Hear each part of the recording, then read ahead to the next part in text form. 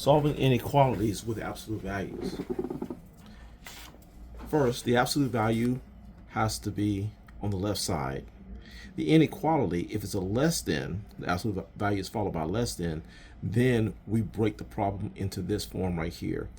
Opposite of the a term less than the x term here, less than the a term.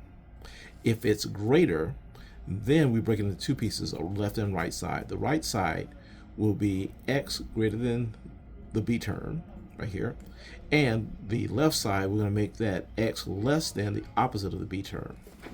So here we have a less than or equal, but there's a less than there. So we're going to use this property to solve this. So the absolute value of 3x plus 27 is less than or equal to 12. Okay, so we're going to make this negative 12 less than or equal to 3x plus 27 less than or equal to 12. And I'm going to get rid of the 27 in order to isolate the x. So minus 27 from the middle. And what we do to the inside, you do to the outside as well. Minus 27, minus 27. As a result, we're going to get negative 39 less than or equal to 3x. And that's going to be less than or equal to, I think it's going to be negative 15.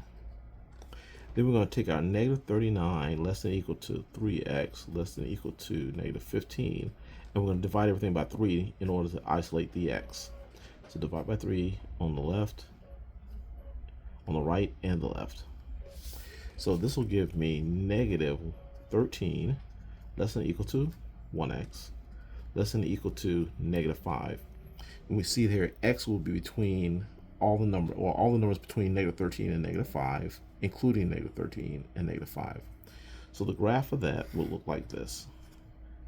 Here's the negative 13 on the number line. This is negative 5. We're going to include the negative 13, so we'll make a solid dot. Include the negative 5, again a solid dot. And then we want all the values in between, so we're going to shade right here.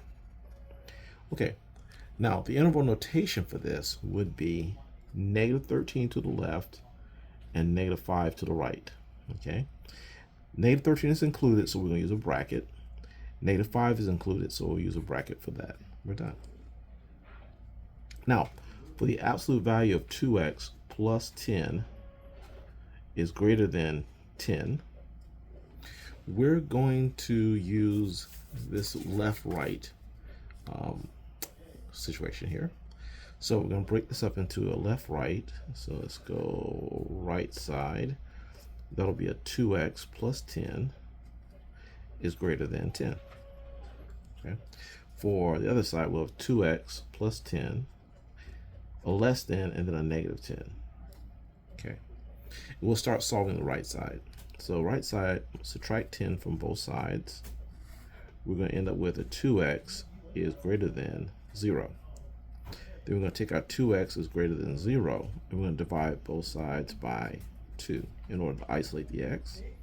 So 2 divided by 2, x gives us 1x greater than, and 0 divided by 2 is 0.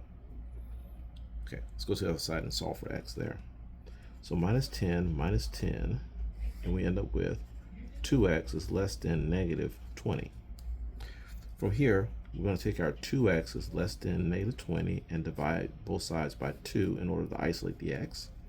We're going to get 1x is less than or equal to negative 10 when you simplify the negative 20 divided by 2. Okay, so let's graph this. Okay, here we have a negative 10, and here we have a 0. The negative 10 is not included. There's no equal sign, so we'll open circle. The 0 is not included, so we'll open circle there. And x is less than negative 10. That means we need all the parts going here. And x is greater than 0 means we need all this. So this is our graph, or should I say our number line. Now to represent this part right here, we'll say negative infinity is to the left and negative 10 is on the right. Now, infinities always get parentheses, and this negative 10, since it's not filled in, also gets parentheses.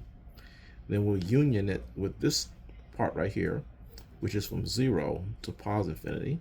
0 is not included, so we use a parenthesis, and infinity is never included, so that's a parenthesis.